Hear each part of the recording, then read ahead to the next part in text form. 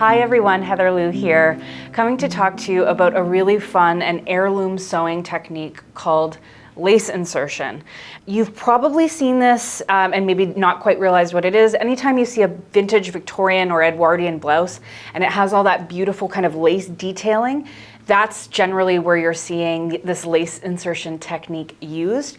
The beautiful thing is you can kind of use it for any garment made from a stable woven fabric like cotton that also is a little bit looser. Like I don't know if I would recommend it with like a really fitted, tight fitting garment, but something like an Edwardian blouse or a looser flowing blouse. This is a gorgeous technique. And basically what it does is insert these like little bands of cotton elastic and creates a bit of a peekaboo effect. So you're seeing, you know, the fabric and then you're seeing the lace. The fabric underneath the lace has been removed. And so you're seeing the kind of peekaboo of the skin. And it's just a gorgeous technique. So I'm gonna just show you here. This is a blouse that I had made, I don't know now, like 9 or 10 years ago. It was inspired by my friend Sally because she had made this historical Victorian blouse and had done all of this lace insertion, and I just fell in love with it. It was so beautiful. And I'm like a vintage thrifter, and trying to find a blouse like this was always one of those things I was trying to find in thrift stores. But if you find it and it's from the 19th century, chances are you're not going to wear it, it's going to fall apart. So this is a beautiful way to kind of bring that, you know, fashion history into your life again, that you can make yourself. There's lots of patterns that would work for this. Like I said, anything that's a little bit looser flowing. I'm wearing our Emmeline Blouse right now, so this is a crew pattern for 2025, and this is a spectacular technique to use for this particular pattern. Unfortunately, I'm having like wrist issues and didn't have a chance to sew the one that I'm going to make, so hopefully we'll have some photos to insert into this video later. But I'm planning on making a black cotton Emmeline blouse just like this with black lace inserted. And it's just gonna give it that kind of peak. It's a little sexy, but it's still kind of covered up. Really beautiful technique. I'm gonna recommend for this technique in terms of fabric, you want a stable cotton woven. So we're talking a cotton poplin, cotton broadcloth, even a voile or a batiste can work if you go ahead and stabilize them. But it's just a little bit easier if you're working with fabrics that have a little bit of structure. Having said that, this blouse I ended up doing in a viscose because I wanted a really, really flowy blouse. The secret to making drapey fabrics crisp and being able to use this technique is fabric starch, which we're going to talk about a little bit later. But that allows you to put a little bit of crispness into your fabric. It makes it a lot easier to sew this type of sewing technique. So you can see here on this blouse, there's a front yoke, and I've inserted the lace into the front yoke. I've also done lace that has a right angle, so it comes all the way across, it comes down and it ends. It's not even going all the way to the hem. It's really kind of stopping here. So, you know, you don't have to kind of just go vertically or horizontally right through the layer of fabric. You can kind of start and stop right in the middle of your pattern pieces. And you might notice here that there's different types of lace. And so this is one of the fun things about this technique. Of course, you could go and use all of the same lace, but from a textural point of view, it's really fun to kind of mix different prints and patterns and thicknesses. And so I'll show you some options of that. I've also gone and done this lace insertion on the sleeve. So I've got this kind of 90-degree angle here, and then there's another piece coming across. And then in the back, I also have some 90 degrees coming across. It's so pretty. I love wearing this. The problem with this blouse is that there was all this gathering here, and I've got, you know, a set of knockers on me, and it just really felt like there was like too much fabric happening around my boobs. So even though I love this blouse, I never wear it. It's very rare that I wear it. So I'm really excited to do some lace insertion into Emmeline because I love this blouse. It fits me beautifully, and I think it's the absolute perfect pattern for this technique. But like I said, any kind of blouse or loose fitting dress in your stash is a perfect candidate for this technique. Okay, so we've already talked about the fabric and we talked a little bit about starch. Now you can go to the store and buy starch, but you can also make it. So what I'm gonna do is have Jimmy, our videographer, put a recipe right here for DIY starch using cornstarch and tap water. And basically you're gonna just take the cornstarch and the water, you're gonna whisk it in, you're gonna try to get the lumps out, and you're gonna cook it, you're gonna boil it for about a minute, let it cool. and then put it in a glass bottle, and that works beautifully for light colored fabrics. But because there's cornstarch in it, if you use it on a darker colored fabric like navy or black, you might end up seeing kind of grains of the cornstarch. So in that case, Jimmy, second recipe, this is a starch recipe for darker colors, and what you want to use is potato vodka, and it's really, really important that it's potato vodka because we need the starch from the potatoes, and then water. And you're really just gonna mix those together and put it in a glass bottle, and it's going to do the same thing. Of course, you can go, you know, your pharmacy or wherever you're going to get your cleaning supplies, they'll probably have fabric starch as well, but I like saving money and making stuff whenever I can. So what you're gonna do with that starch is you're going to saturate your fabric with it. So you can go ahead and cut out your pattern pieces, and you wanna saturate the pieces that you're gonna be doing the lace insertion with that starch, like I've done to my pattern piece here, and it makes it really crisp, almost like a piece of paper. And why that's helpful, this isn't like a must, you don't need to do this, but it just really stabilizes the fabric, so while you're putting the tape on it, it just holds its shape, and it's much easier, and you're not dealing with just the shifting fabric. So really recommend either buying or making yourself some starch. After the fabric, the most important thing, of course, is your lace tape. So we're carrying a little bit of this right now at Core Fabrics. I would recommend doing a cotton or nearly 100% cotton. And one of the things you have to kind of be mindful of is sometimes the tape might be like a slight cream color, and if you're doing a bright optic white fabric, you might find that the lace and the fabric don't exactly match. That might not bother you. Maybe you like a little bit of a tone-on-tone thing. But you could always do something like a tea bath, a really light tea bath on your fabric, and try to kind of get that optic white to a more creamy color. Alternatively, if you're finding your lace is too white for your fabric, you could do a little bit of a tea bath on your lace to kind of try to get them to match. So I always like doing that with like an orange pekoe tea or a Tetley tea. And you can obviously do a little test before you do your whole yardage, but it's a little trick to kind of make fabrics shift the tone of a white to more of a creamy direction. So here's a few examples of cotton lace tape, and I'm gonna kind of show you what you wanna look for. I would say the most important thing is you wanna have a lace with a really straight edge down the side. And that's because we're gonna be zigzag stitching this edge to the fabric. And it's a lot easier to do that when you're not dealing with a scallop, like for example, this. So I have seen examples of people zigzagging this kind of scalloped edge, but it is going to end up getting distorted, and you're probably going to kind of lose the structure of that scallop with all of the stitching. So we really are kind of looking for that kind of flat edge tape. And I would say the lighter the better. I've seen some of these laces, they feel crocheted, and the thickness of the thread that they used is quite thick, and so sometimes that might end up weighing the blouse down. So the lighter and finer you can get that lace tape, the better. The most important stage now is to really prep your fabric. So you want to make sure that the fabric that you've used to cut your pattern pieces out has been washed and dried. You want to remove as much shrinkage as you possibly can, especially with cotton. And you want to do the same thing with this cotton lace tape. So what I would suggest doing is making a little soapy bath in a sink with a little bit of warm water and kind of gently hand wash it, rinse it out and really gently wring it out. I like to take like a big towel and kind of roll the tape into it and then roll the towel up and absorb as much of that water. And then you want to just let it hang to dry. Not hanging with too much weight on it, because if you're doing that, it might end up stretching out, but maybe you could loop it over a shower rod or something like that so you don't have too much weight. Very, very important. And I can speak from experience because I didn't do that with my lace tape. And when I went to wash my blouse for the first time, the fabric had been pre-shrunk, but the lace hadn't been, and it shrunk and it puckered, and I almost started weeping because, as you just saw from that blouse, I spent hours doing this lace insertion, and if I had just spent a half an hour washing the lace, it would have avoided the problem. Thankfully, with a lot of steam and prayers, I managed to kind of fix it, but just really, really important to pre-treat that fabric. Other tools that you are going to need for this technique are matching thread. Obviously, I'm going to be using a contrast thread so that you can see my needle moving and you can see how the stitches are going to look. But for your project, you're going to want to use matching thread.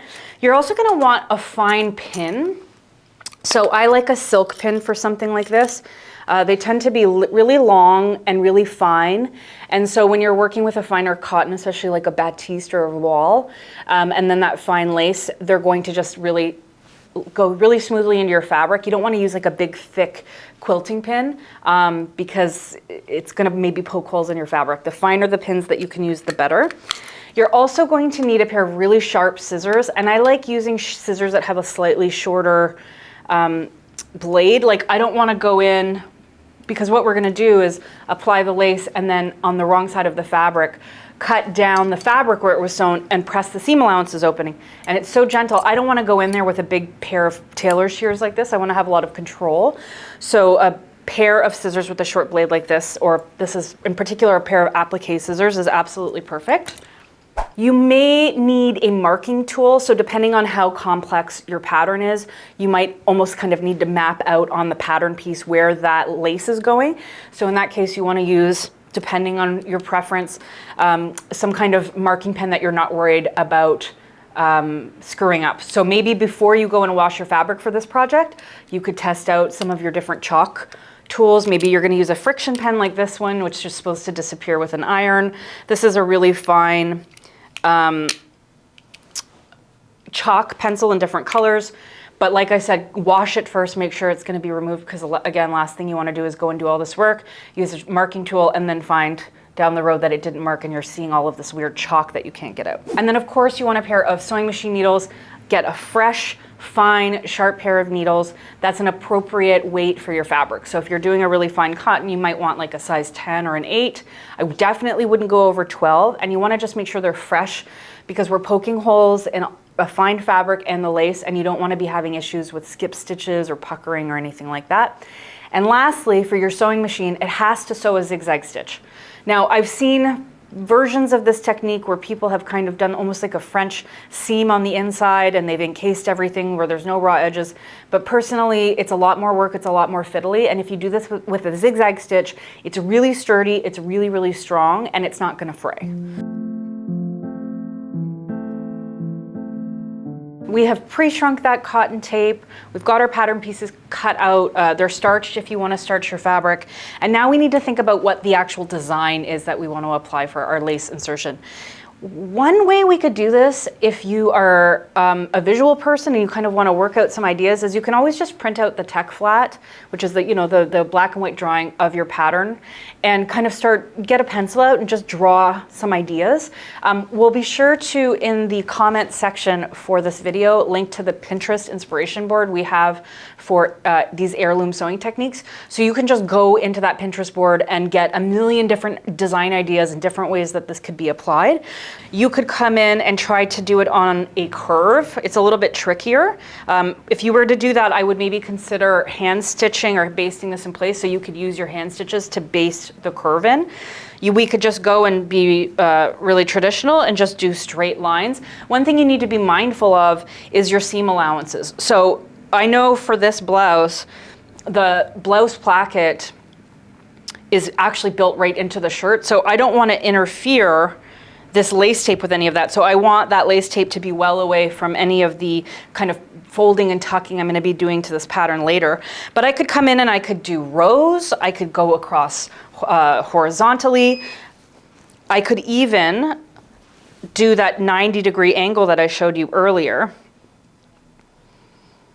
And what I would do to do that is get my corner in place, identify where I want that 40-degree, and then I'm going to just try to make a 45-degree angle here, folding the lace tape so that I have a 45-degree angle here, and then this would get pinned into place. And then if I wanted to, I could have another piece of lace tape that comes down this way, and that maybe ends here. Maybe I don't want to have it go all the way to the hem. This is kind of part of your design ideating, is figuring out how you want this to go. Now, if you're an improvisational person, maybe you're just going to start going and just see what you like and kind of take it one step at a time. If you do that, just make sure that if it's a mirrored pattern piece, that you're going to mirror the exact same work on the other side so that it looks balanced. So I think for the demonstration, for the sake of keeping this brief, I'm just going to do a straight line of lace tape. And what's really important is making sure that you try to stay on grain. So this blouse, I know my grain is running this way. And while I could definitely angle and do all sorts of things with my tape, for me, because I want this to be horizontal, I'm gonna try to make sure that the edge of the lace tape is lining up with the edge of the fabric. And because I've starched the fabric, I'm not worried about it shifting too much. It's really crisp, it's like paper. You could come in here with a ruler even. I'm just eyeballing this, but if you really wanna be accurate, come in and really make sure everything is equal distance apart. I might move it over a little bit. And we're just gonna really pin this in place, again, using the finest needles that you can. And these are quite long, so I think I'm just gonna go perpendicular to the lace tape as I'm pinning it in place. There's also something called spray adhesive, fabric spray adhesive. It's really important. It's for fabric and not paper. And it's kind of like a temporary basting adhesive. So you could also try using that if you wanted to just temporarily baste your lace in place, but this is a low-tech solution. Now, of course, before we go and actually sew this for realsies at the sewing machine, we would want to be practicing on a scrap so that we can figure out our machine settings. You don't want to be figuring all that stuff out on your actual garment. Okay, so I've got this lace pinned in place, and now we're ready to go to the machine. And I'm actually going to show you how this all happens, and it's quite fun, and I'm really excited for you. Okay, so here we are at my machine, and like I said, I want you to practice on a scrap first, but I'm just gonna kind of troubleshoot this with you while I start. One thing that kind of helps is if you do want the lace to go right into a seam detail, is just to leave a little bit extra at the end. It just gives you a little bit of wiggle room. You're not kind of trying to manipulate all this lace right close to the edge of your pattern piece. And so right now, I'm just experimenting with a different zigzag widths and sizes to try to get the right one for this particular lace. So, okay, so right now I have my zigzag set at about 2.5 wide by 2 long. And that, for this band, the width of this lace tape is kind of perfect. I'm just catching the edge. I'm being able to almost kind of wrap around the edge of that lace with this zigzag. And I'm gonna do that all the way down. And as I'm sewing, I just wanna make sure this lace stays nice and straight. It's not shifting around. I'm not gonna have a piece go like this and have like a weird curved line. It's just really about trying to keep everything nice and straight and smooth and flat. And actually, as I'm going, I'm using a contrast thread. You can kind of see right here. I might actually want to make this just a little bit narrower, just a touch, but otherwise I think we're good to go. And partly what I'm doing is I'm lining up the flat edge of the lace that I'm trying to kind of wrap with my zigzag stitches. I'm just lining it up with the center of my needle plate, that little center mark, and that's just helping orient me as I sew. Okay, so let's see how this looks. And of course, I'm using the contrast thread, which I thought would just be helpful for you guys to see, but it's actually kind of pretty. So I don't know, is there a world in which you want to do a contrast thread? That's definitely an option. I was gonna sew all the way to the end, but then I realized maybe I should show you how to finish this. Okay, so I've just gone and zigzagged that first pass of lace tape, and I want to stop and just take a little moment before we go to the next step. I just want to show you how fine that zigzag stitch is. I could have maybe even made it a little bit smaller, but then it's kind of hard to be accurate. And obviously we're just seeing that high contrast because of the thread. And I could have, if I wanted this piece of lace to go all the way to the end of the piece of fabric like I did here, I could have done that. But as I was sewing, I realized, oh, actually, I'm gonna show you how to stop a piece of lace if you don't want it extending all the way to the seam line.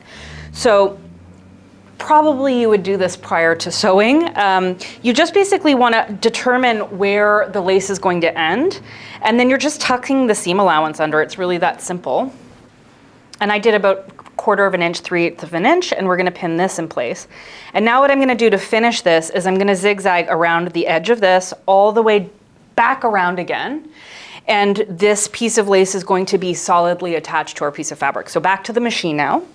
Okay, so I'm back at my machine, and now I have to kind of just turn the corner with my zigzag stitching. So I'm just going to start where I was. Oop,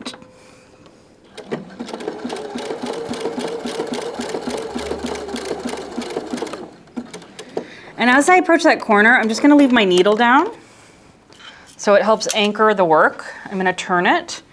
And now I'm gonna start zigzagging around the folded edge.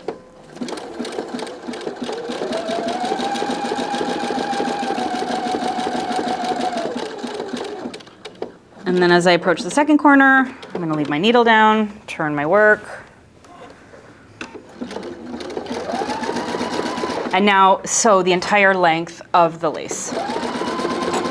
And the most important thing here is that you want to keep everything nice and flat. You don't want your fabric rippling. You just want it laying really, really flat underneath that lace tape.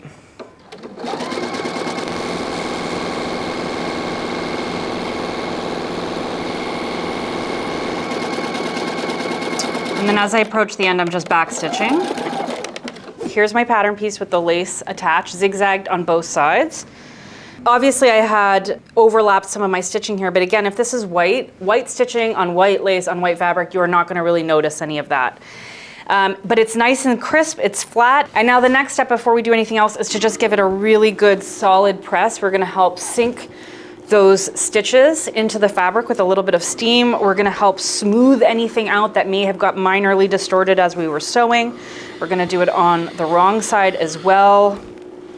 This is a really important step. Don't skip it. Okay, so now you might be saying, Heather, the lace is attached, what else is there to do? And I suppose if you didn't want that kind of peekaboo effect, if you didn't want to see any skin behind the lace, you could absolutely just leave it like this. But like the Victorians who just liked to play a little peekaboo with a little skin, scandalize you with an ankle or a whisper of flesh, we're going to cut the lace away and we're going to create that peekaboo effect. So how do we do that? Again, coming back to having a pair of scissors with a really short blade, we're going to cut, and I know this feels scary, but we're going to cut right down the center of the fabric on the wrong side of the garment. And I'm being so careful that I am not catching the lace, because if I clip the lace with this scissor right now, I'm going to be heartbroken. I'm gonna have a huge hole in my lace. And actually what kind of helps is if you hold the lace and you almost pinch it in your fingers, and then you cut down that fabric and you kind of know, I know exactly where the lace is, it's in my fingers, I'm not gonna catch it with my scissors. And you don't need to be super exact right now, because this is gonna get pressed and trimmed, but try to kind of get down the center. And even now, I feel myself like wanting to rush. No bueno. Just take a breath, take a minute, don't rush. Nothing is happening in the next 60 seconds that you need to rush through this very important step. Okay, so as I approach this corner, if I had my lace going right off the edge of the garment, I wouldn't need to do this, but because I'm ending it kind of in the middle of the pattern piece, I'm not just gonna cut to here. I'm actually gonna cut a little 45-degree angle to the corner. So I'm gonna get my scissors in here, and I'm just gonna clip, again, making sure I'm not getting my tape, right into that corner, and then right into this corner.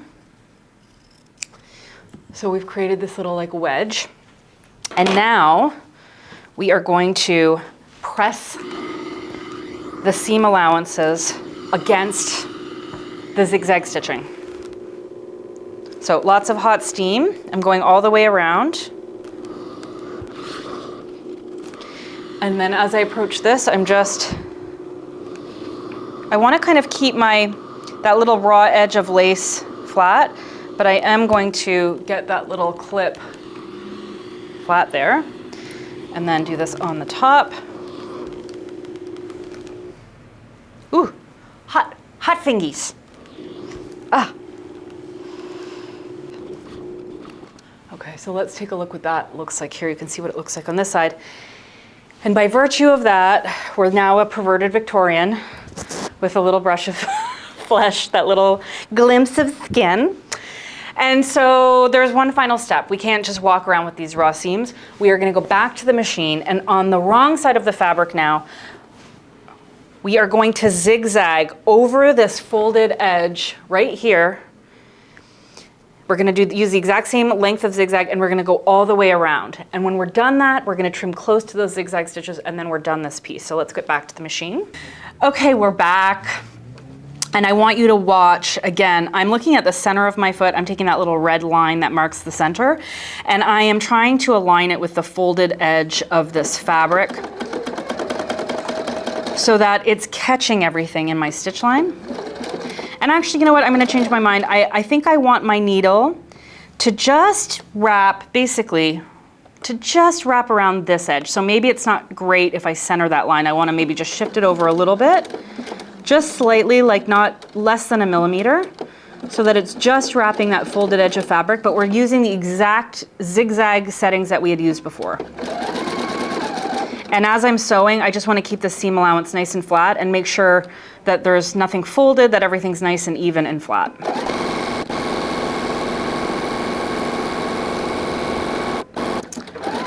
And then as I'm coming down here, I have this kind of loose bit of lace. So there's a few ways you could treat it. You could try trimming it down and praying for the best. Hopefully it doesn't unravel.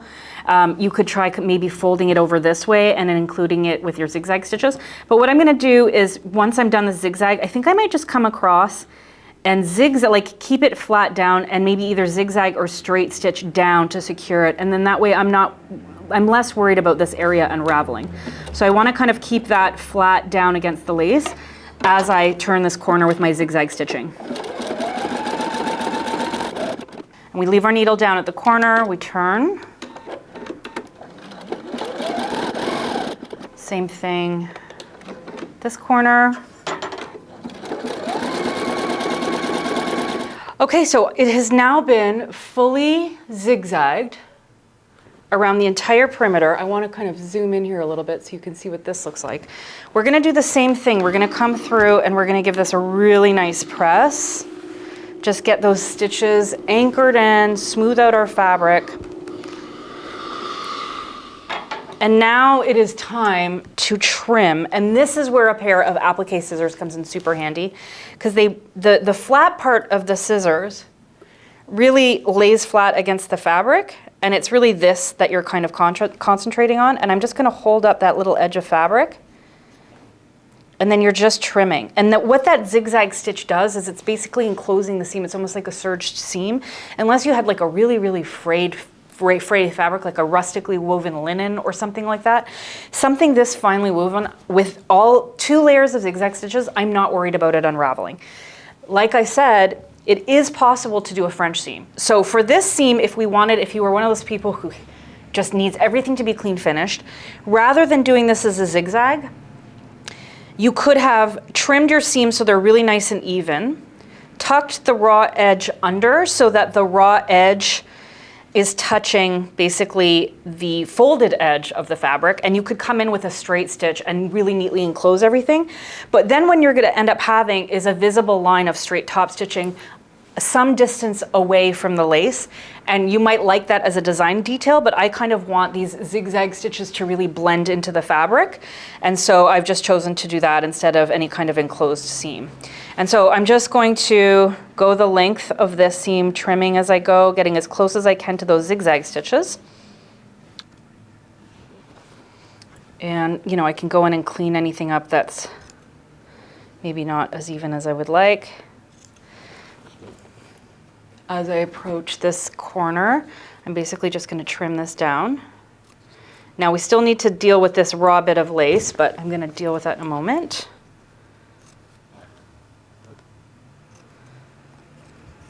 Okay, so this is all trimmed. I could probably go in and neaten it up a little bit, but I think for the sake of your eyeballs, it's good. So let's take a look at the bottom edge. So this zigzag has completely enclosed this. You can see here, when I was sewing on this side, when I was doing my top stitching, I probably wasn't as neat as I could be, or I wasn't as smooth as I could be, or I wasn't as close to the edge, because I'm getting like a little bit of fabric, like a little lip of fabric right here that wasn't caught in that zigzag stitch. It's not enough to bother me, but it's just something to be mindful of as you're sewing. And then for this little bit here, I think I'm just gonna kind of trim it so it's even with the edge of the pattern piece. And we're almost ready to go. what I could do right now if I wanted to secure this little raw bit of lace is go back to the machine using that zigzag, just zigzag the raw edge in place. I could do a straight stitch, it's up to you, but I wouldn't leave it loose like that because it may unravel. And there we go. We now have this pattern piece that has this piece of lace inserted throughout. Now, this doesn't need to be the end. I could have different pieces coming and intersecting. I could have a horizontal piece coming across. And if you wanted to have a horizontal piece of lace coming, let's say like this, and are asking yourself how to do it, you're going to treat, even though there's a piece of lace here, it's the exact same process. You're gonna take your lace, and you're gonna bring it across, and we're gonna follow the exact same steps, zigzagging on either side, cutting it open, pressing it open, zigzagging again, and trimming those stitches. And this little bit of lace is just gonna get treated exactly like your fabric.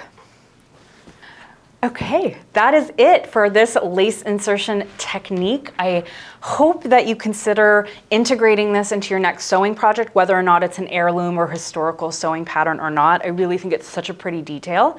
And I really encourage you to go take a look at that Pinterest board, get some ideas for different ways that you could integrate this technique into your next project. Thanks for watching. If you liked this sewing video, be sure to like and subscribe because we have lots more coming your way.